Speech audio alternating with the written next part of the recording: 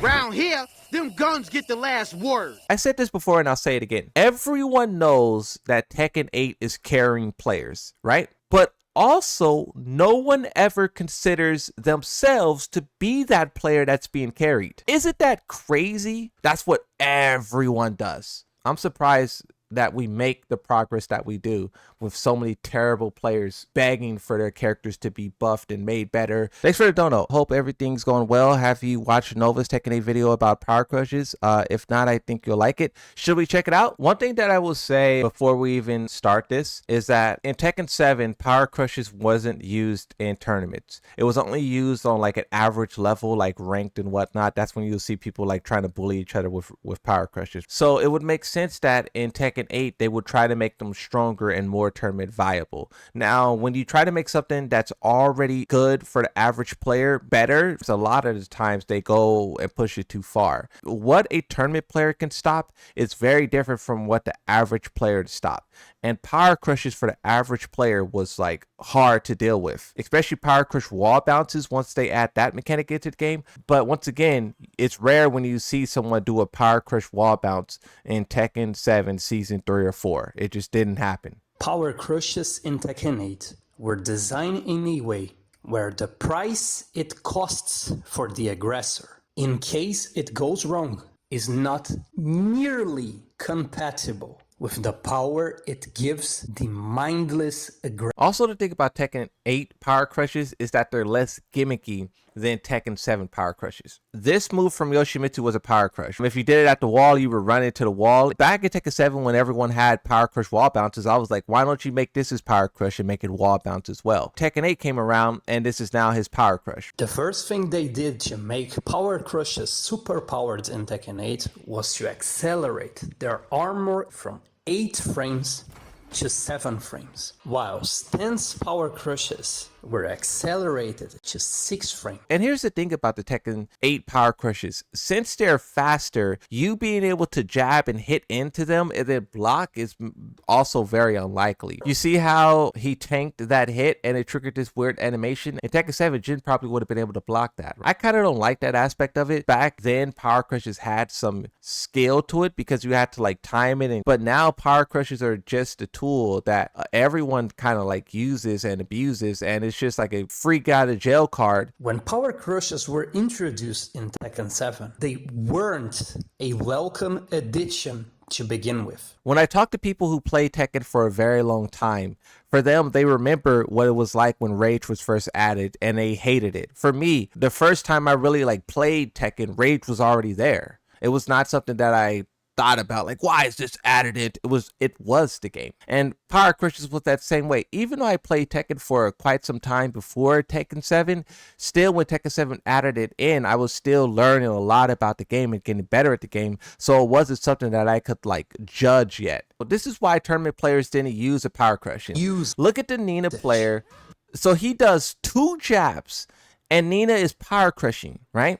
Yes. And he teleports out to her back and kills her. This is exactly why tournament players didn't use power crushes, because the average player doesn't have this skill to react like that. The average player would do that jab, and maybe most of us would block. A part of me do think that power crushes are too powerful in Tekken 8, but when I look at this power crush in Tekken 7, I think that the Nina player is being robbed here. That mechanic is a setup at that point. It's worthless. If a move is going to be in a game, it should be good enough to be used, but not abused. Power crushes in Tekken 7 are not good enough to be used. In Tekken 8, they're so good to where they're abused. You got to find that middle ground. Have your power crush. Yes, it is a viable option, but you have to be very careful in case you're facing a very smart and sophisticated defense. Look at that. Jabbed a power crush and then parried and launched. He didn't react. That was a read. Well, same difference, right? You can increase the pushback instead of changing the frames. I just patched the startup frames and reduced the pushback, or give it no pushback, and it shouldn't be plus on block, but at least -4, so you can step out of it. Okay. I like the idea of nerfing startup frames, but also You got to keep in mind that Power Crushes is the one of the only tools that people who haven't mastered sidestepping has against pressure. Because nerfing the startup time of a Power Crush, which is basically a defensive move, would be nerfing defense. As you can see, I down forward one check, I recover in time, I parry her on reaction, and I launch punish her. The Power Crush becomes safe on block. Second, the Power Crush breaks your parry.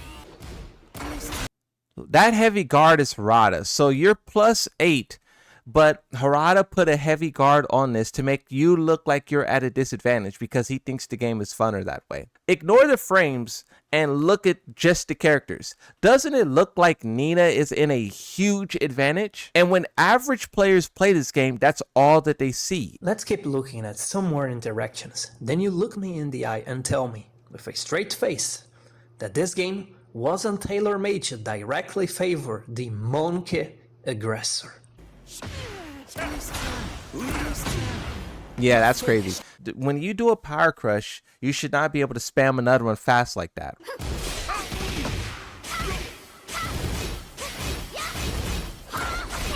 Well, if she can do all this bullshit Why is it safe on block?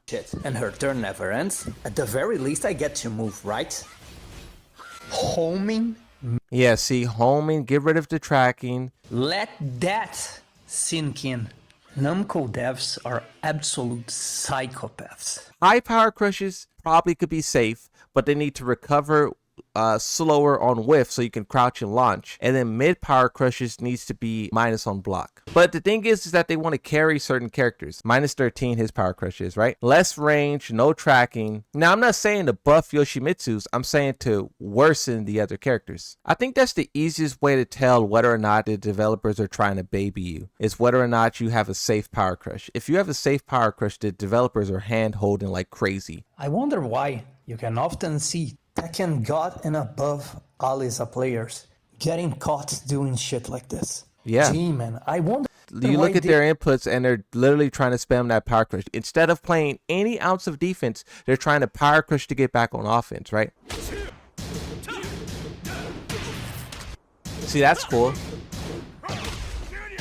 See, that's cool. That's awesome right there. That's all perfect. I just don't think you should be able to step and launch.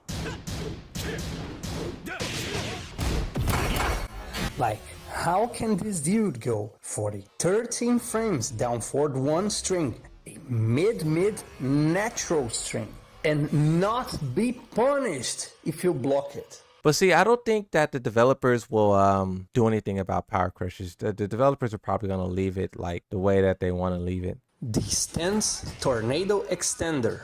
A 14 frames. Yeah, see, this kind of stuff, bro. Imagine if Kincha had a Power Crush. But a lot of these other stances that's equally or more obnoxious has Power Crush properties out of it. Kincha, you can hit Yoshimitsu and you can light him up. But also, if you mistime it or if he, conditions you, you're dead. But when you have a Power Crush, you hesitate to even press a button because even if you do try to stop him from doing this, you still die. And that's why I don't like Power Crushes in stances, and I think that is so overpowered because it goes against what these stances are supposed to be. You're supposed to challenge this person when you have the skill, the knowledge, and the confidence to do so, but a Power Crush in these stances ensure that you don't. And that's exactly why I was trying to find that Harang high Power Crush move, because it's the same thing. When Harang is pressing all these buttons and you feel confident enough to try to jab him or challenge him, that high Power Crush comes out of nowhere. It's super fast, it's tracking, it's safe, it kills you. But I don't think the developers are going to get rid of it, because just the same way that we can complain about it and think it's terrible, there's triple the amount of players who would be upset if they removed it. You know how many Lars mains would cry if this Power Crush move was... If that Power Crush move right there didn't do that, you know how many Lars mains would be crying? Us players who were trying to put defense back into this game and balance mechanics back into this game, we are in the minority. There's so many players out there who only care about winning, and they only care about this new powerful thing that their character can do, and they don't care about nothing else. They don't care about, oh, this is how this stance is supposed to work, and people are supposed to challenge this stance, and no, they don't care about that. They just care about locking you in place, plus framing you down, killing you. I got promoted. You're a scrub. GG's. Let me go eat some dinner with a smile on my face. That's what they care about. The more people who are trash at the game, but they get carried by these ridiculous mechanics, the more they have fun and the more they play it. But Tekken 8 managed to push the game so far to where a lot of the people who are supposed to be having fun and loving this game and abusing these mechanics are also hating it too. But also, if we go back to that anime that we talked about a second ago, how that anime clipped them doing stance mix-ups, put it on Twitter, and was like happy about their performance, and everyone else is standing there with their hands on their hips talking about, bro, how are you good at Tekken? You just confused him with a super overpowered stand. That's nothing clip-worthy. Like, a lot of people don't view the carrying as carrying. They view it as like, ah, yeah, I got you. It's like, bro, you did a stance. That's broken.